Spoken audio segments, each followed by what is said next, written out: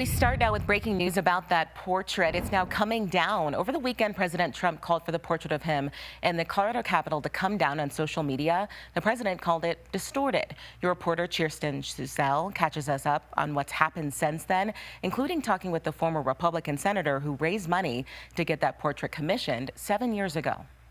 This is the gallery of presidents at the state capitol. Each one of these portraits paid for by private groups. Former Republican Senator Kevin Grantham raised $10,000 through a GoFundMe campaign to have President Trump's hanging years ago. A crowd of bipartisan supporters cheered when the portrait was unveiled back in 2019. We had a lot of celebration and a lot of supporters of the president were present. It was all a celebratory mood. Grantham led the GoFundMe efforts and was also on the advisory committee who approved the portrait. He was surprised to see the president's post on Truth Social calling it distorted and implying that was intentional. Well, it caught me a little off guard. I know Sarah.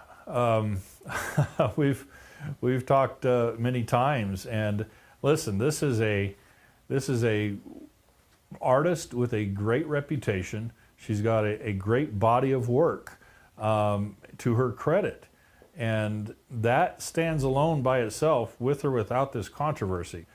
If I remember correctly from a prior conversation, she's also a Republican and a Trump supporter. The idea that anything was done with ill intent, I don't think is correct. But ultimately, Grantham sides with President Trump.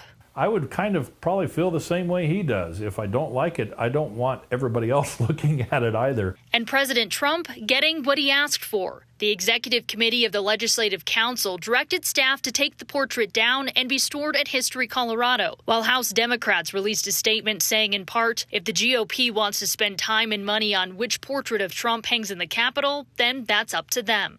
Grantham said he spoke with Governor Polis about potential options for the current portrait. Although it's ultimately up to the advisory committee, he suggests it be returned to the artist.